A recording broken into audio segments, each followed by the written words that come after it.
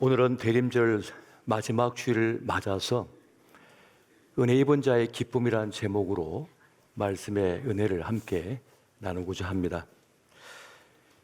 우리 인생은 늘 자신의 의지대로, 생각대로, 뜻대로 사라지지 않는 것 같습니다. 때로는 스스로 생각하고 또 뜻한 대로 살아가기도 하지만 또 어떤 때는 내 의지와는 무관하게 보이는 길로 내 삶의 길이 열어질 때가 있습니다. 그런데 그 길이 내가 생각한 것보다 더 나은 길이 되고 축복된 일이 넘칠 때가 있습니다. 그때는 선하신 주님의 은혜가 나에게 임하고 있구나, 은혜 속에 내가 있구나 하는 것을 깨닫게 됩니다. 내가 은혜를 입고 있구나 하는 사실을 깨닫는 순간 우리는 진정 기뻐하는 삶, 기쁨으로 신앙생활을 누릴 수 있게 되는 것입니다. 오늘 본문을 보면 가브리엘 천사가 마리아에게 찾아와서 마리아를 향해서 하나님께 은혜 입은 자라고 하는 말을 해줍니다. 이 본문에서 말하고 있는 하나님께 은혜를 입은 자의 모습은 하나님의 꿈을 자신의 꿈으로 삼으며 자신의 몸과 마음을, 인생을 바치는 사람을 말하는 것입니다. 그로 인하여 여러 가지 손해를 입고 때로는 고난을 당하고 어려움에 처하지만은 도리어 그것을 기뻐하는 삶, 그것을 오늘 우리에게 말씀해 주고 있는 겁니다. 그 고난을, 그 역경을, 그 어려움을 도리어 십자가의 흔적을 영광스럽게 여기고 기뻐한다는 것입니다. 은혜 입은 자의 모습이라고 지금 말씀하고 있습니다. 우리가 매년마다 만나는 대림절은 주님의 오심을 기다리기만 하는 그런 절기가 아니라 하나님 나라와 그 뜻을 위하여 무엇을 해야 하는지 고민하는 시간으로 삼았으면 좋겠습니다. 그리고 오늘 이 소녀의 연약한 몸으로 하나님의 꿈에 동참하고 순종하여 자신을 내어드렸던 이 소녀 마리아처럼 주님의 선택과 부르심에 적극적으로 순종하여 영광된 신자의 삶을 우리가 살아갔으면 참 좋겠습니다. 오늘 우리가 알아야 할 기쁨 두 가지가 있습니다. 그 첫 번째는 쓰임 받음의 기쁨이라고 하는 것입니다. 오늘 우리에게 있어야 될 기쁨은 쓰임 받는 자로서의 기쁨입니다. 하나님은 아기 예수님을 세상에 보내시기 위하여 오랫동안 준비하셨습니다. 아기 예수님을 탄생시킬 여인을 찾으셨고 아직 어린 소녀였던 마리아를 통해서 그 놀라운 일을 행하셨습니다. 하나님께서 하시는 그 일을 다 해야 될 길이 없지만은 그 쓰임받음에 감사하고 기쁨으로 순수하게 받아들이는 그 영혼을 하나님께서 찾으신 것입니다. 마리아가 그 영혼의 사람이었습니다.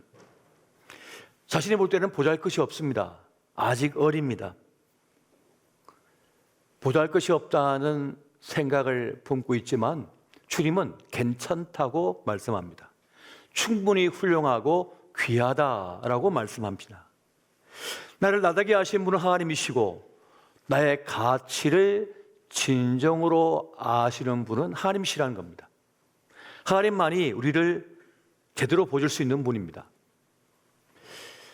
그 주님께서 마리아를 선택하셨듯이 우리를 선택하고 계심을 좀 믿으시기 바랍니다. 난 자격이 안 돼, 난 부족해, 연약해, 형편이 없어라고 하지만 주님은 괜찮다고, 충분하다고, 나는 너를 통하여 일하겠다라고 지금 말씀하는 것입니다. 아기 예수님의 육신의 어머니가 된다고 하는 이 사실은 역사상 한 번도 일어난 적이 없는 일이었습니다. 그것은 자연의 법칙을 거스르는 그런 신비로운 일이었습니다. 인간의 논리와 이성을 뛰어넘는 일에 자신을 맡긴다고 하는 것은 대단한 용기가 필요한 일이었습니다. 또한 하나님의 신비를 이해하지 못하는 세상의 비난과 조롱을 견뎌야만 합니다. 공격을 견뎌야만 합니다. 그걸 감내해야 하는 어렵고 힘든 길이었습니다. 하지만 소녀 마리아는 그 모든 것을 감당하겠다고 말합니다. 누가복음 1장 38절에 보니까 마리아가 이르되 주의 여정이 오니 말씀대로 내게 이루어지이다. 주님 말씀하신 대로 내게 이루어지기를 원합니다 라고 하는 고백을 하고 있습니다. 남편이 될 요셉도 마찬가지로 쉬운 일이 아니었습니다. 소녀 마리아의 입장을 생각해서 가만히 조용히 끊고자 했습니다. 요셉도 상처를 받았습니다. 요셉도 오해하고 믿지를 못한 거예요. 그때 천사가 요셉에 찾아와서 이 일이 하나님의 뜻 가운데 일어난 일이라고, 성령의 역사 속에 일어난 일이라고 말해줍니다. 마태복음 1장 19절부터 22절까지 말씀을 이렇습니다. 그의 남편 요셉은 의로운 사람이라 그를 드러내지 아니하고 가만히 끊고자 하여 이 일을 생각할 때 주의 사자가 현몽하여 이르되 다윗의 자손 요셉아 내 아내 마리아 데려오기를 무수하지 말라. 그에게 잉태된 자는 성령으로 된 것이라. 이 모든 일이 된 것은 주께서 선지자로 하신 말씀을 이루려 하심이니. 선지자가 이미 그 옛날 선언한 그것을 이루기 위한 사건이다라고 지금 말씀해 주고 있는 겁니다. 하나님의 구원의 일들은 그렇게 하나님의 꿈에 자신을 바쳐서 동참하려고 하는 이들을 통하여 이루어집니다. 기꺼이 자신의 손과 발을 드립니다. 물질과 시간을 드립니다. 자기 삶을 바쳐버립니다. 자기의 목숨까지 내어놓습니다. 그들을 통하여 하나님의 위대한 일이 성취됩니다. 그 옛날에도 그랬고 지금도 그러하며 앞으로도 그러할 것입니다. 이사야 6장 8절에 보니까 내가 또 주의 목소리를 들으니 주께서 이르시되 내가 누구를 보내며 누가 우리를 위하여 갈고 하시니 그때 내가 이르되 내가 여기 있나이다 나를 보내소서.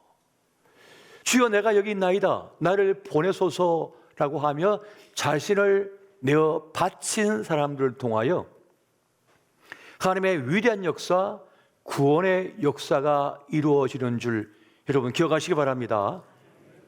그렇습니다. 우리는 쓰임 받음에 은혜가 나에게 있다고 하는 사실을 알아야 됩니다. 여러분, 우리의 인생은 소멸을 향하여 달려가고 있습니다. 잘났든 못났든 돈이 많든 적든 예뻤든 덜 예뻤든 권력을 가졌든 안 가졌든 건강하든 건강하지 않든 소멸합니다. 그건 정해져 있습니다. 기간의 차이가 있을 뿐 다 끝납니다. 탄생이 있으면 소멸이 있는 겁니다. 그리고 하나님 나라입니다. 이 땅의 삶은 정해져 있습니다.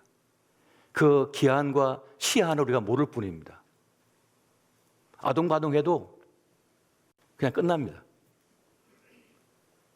지난주에 우리 소목사님하고 이런저런 얘기를 하다가 최근에 우리 선배님들, 목회자 그리고 또 교회 여러 목회자들 교제를 하다 보니까 교회 성모님들이 다 70억 안에 다 가신다는 거예요. 다 장례 치르고 있어요. 그래서 그렇게 얘기했습니다. 아, 우리도 평균 한 15년 안에 끝났는데 얼마 안 남았네. 열심히 살아야겠다. 열심히 살아야겠다. 그런 얘기를 나눴습니다. 얼마 안 남았다니까요. 좀 길다고 여기신 분도 계실 겁니다. 얼마 안 남았다고 얘기하는 분도 계실 겁니다. 그냥 그렇게 다 소멸합니다. 어떻게 살 것인가? 남에게 이렇게 저렇게 이용당하다 끝날 건가? 험한 헛된 것을 향하여 쫓아가다 끝날 건가? 엉뚱한 데 빠져서 끝날 건가? 지난 과거의 상처에 질질 끌려다니면서 맨날 눈물 흘리다 끝날 건가? 억울함으로 끝날 건가? 분노로 끝날 건가? 그렇게 살 필요가 없는 거죠. 자기의 생애 시간을 가장 소중한데, 가장 가치 있는데, 의미 있는데 사용해야죠. 그런데 주님께서 우리를 불러서 쓰신다는 거예요. 쓰겠다는 거예요. 어차피 끝날 거, 어차피 사라질 거, 가장 소중하고 영광된 일에 쓰임받다 가는 것이 얼마나 존귀한 일일까요? 마리아는 주의 부르심 앞에 주의 여종이 오니 말씀대로 이루어지이다 하면서 자신을 바쳐버린 거예요. 두 번째, 구원받음의 기쁨이 우리에게 있습니다. 여러분, 성경을 보면 은혜 입었다, 은혜가 그에게 있다라는 말씀, 성경 구절이 등장합니다. 그 가운데 창세기 6장 8절에 보면 이렇게 말씀합니다. 그러나 노아는 여호와께 은혜를 입었더라. 모두가 대홍수로 말미암아 멸절당합니다. 그런데 유일하게 노아와 그 가족만이 구원을 받습니다. 그래서 은혜 입었다, 은혜를 입었더라라고 말씀합니다. 그렇게 볼 때 우리도 노아처럼 은혜 입은 자임을 명심하시 바랍니다. 우리도 죄와 사망에서 건진받은 구원받은 사람들입니다. 그렇게 멸망당하지 않는 인생이라는 거예요. 그 은혜가 있음을 알 때 우리는 기뻐할 수 있는 겁니다. 기뻐할 수가 있는 거예요. 에베소서 2장 8절에 보니까 너희는 그 은혜에 의하여 믿음으로 말미암아 구원을 받았으니 이것은 너희에게서 난 것이 아니요 하나님의 선물이라 라고 말씀합니다. 하나님의 선물입니다. 원래 내가 만든 게 아닙니다. 내가 가진 것이 아니었습니다. 주님께서 주신 겁니다. 구원을 선물로 받아버린 거예요. 얼마나 놀라운 일입니까? 나에게 없던 것인데요. 이사야 61장 10절에 보니까 내가 여호와를 말미암아 크게 기뻐하며 내 영혼이 나의 하나님으로 말미암아 즐거워하리니 이런 그가 구원의 옷을 내게 입히시며 공의의 겉옷을 내게 더하심이 신랑이 사물을 쓰며 신부가 자기 보석으로 단장함 갖게 하셨음이라. 여러분, 우리가 기뻐해야 할 이유가 구원의 옷을 우리에게 입히셨답니다. 원래 우리가 가진 옷은 죄수의 옷, 사망의 옷, 사형수의 옷이었거든요. 그런데 그 사형수의 옷을 벗겨버리시고 주님께서 구원의 옷을 입히셨다는 거예요. 의의 겉옷을 입히셔가지고 그 사형장에서 우리를 끄집어내셨다는 겁니다. 우리 구원하셨다고 지금 말씀해 주고 있는 거예요. 구원받은 하나님의 사람들은 재중에 빠져도, 실패에 빠져도 끝나지 않고 살아납니다. 그 이유가 무엇인지 아십니까? 주님께서 사망과 절망의 권세를, 그 죄의 권세를, 쇠사슬을 끊어버리셨기 때문입니다. 세상을 이기셨다고 말씀합니다. 세상은 죄와 사망이 지배해버립니다. 그런데 주님께서 죄와 사망의 권세를, 사슬을 끊어버리셨어요. 십자가로. 그래서 우리에게 구원을 주신 것입니다. 다시 살리시는 역사가 있다는 것을 믿으시기 바랍니다. 우리 인생은 그냥 아무렇게나 끝나지 않습니다. 주님께서 끝내셔야 끝납니다. 처음과 나중 되신 하나님, 알파와 오메가 되신 하나님, 우리를 시작하신 분도 하나님이시오, 우리를 끝내신 분도 하나님이신 줄 믿으시기 바랍니다. 주님께서 끝내지 않으면 끝나지 않는 겁니다. 여러분, 우리는 내 인생이지만 다 모릅니다. 주님만이 아시는 거예요. 우리는 하나님의 생명 안에 있기 때문에 주님의 돌보심과 보호를 받습니다. 요한복음 16장 33절 보니까 이것을 너희에게 이르는 것은 너희로 내 안에서 평안을 누리게 하려 함이라. 세상에서는 너희가 환난을 당하나 담대하라. 내가 세상을 이겼노라. 세상을 이기셨답니다. 모든 권세를 이겨버리셨다는 거예요. 죄와 사망의 권세까지 이기셨다는 거예요. 그러므로 너는 내 안에서 평안을 누려야 돼라고 지금 말씀하고 있는 겁니다.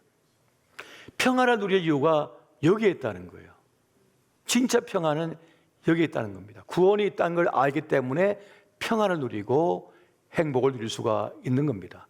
이것을 아는 이들은 세상 헛된 것에 끌려다니지 않습니다.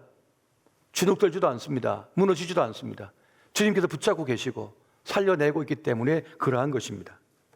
여러분, 지금 마리아가 이 동정녀 탄생이라는 일을 감당할 수 있었던 이유는 하나님께서 함께 하신다는 약속 때문이었습니다. 누가복음 1장 28절 보니까 이렇게 말씀해요. 그에게 들어가 이르되 은혜를 받은 자여 평안할지어다 주께서 너와 함께 하시도다. 여러분, 은혜를 입은 우리가 평안을 누릴 수 있는 이유는 내가 힘이 많기 때문이 아닙니다. 내가 대단한 믿음을 가졌기 때문이 아닙니다. 오직 한 가지, 주님께서 함께 하시기 때문이었습니다. 함께 하시는 하나님 때문에 요셉은 애굽에 노예로 끌려갔다가 누명을 쓰고 감옥에 던져졌지만은 안 무너집니다. 둘이 형통한 자가 돼버립니다.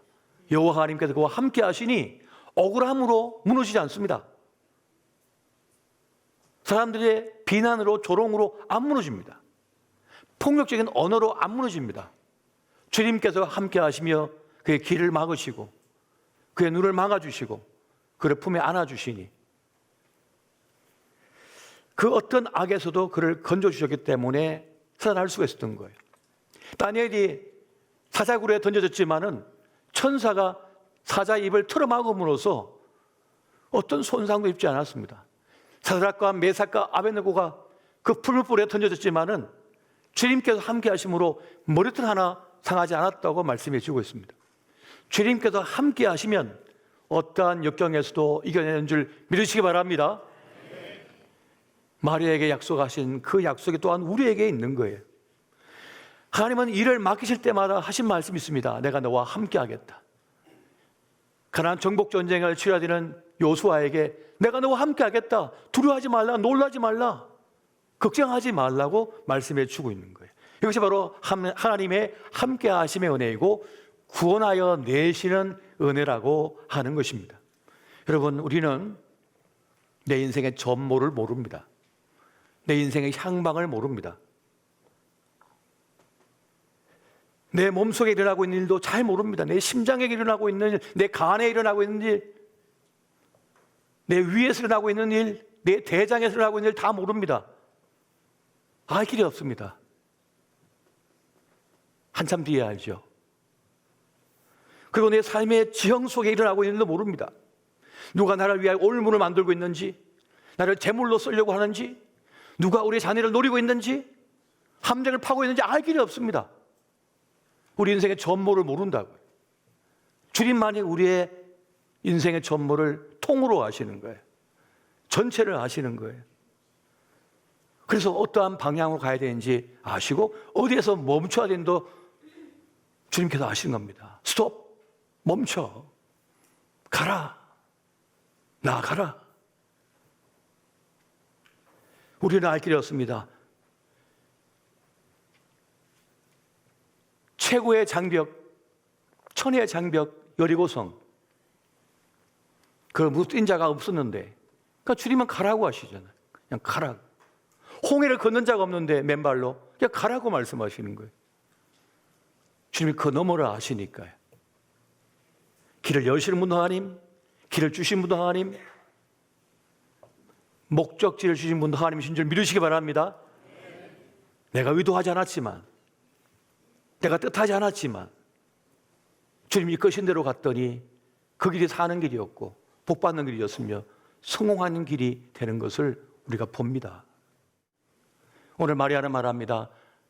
나는 주의 여종이오니 말씀대로 내게 이루어지이다.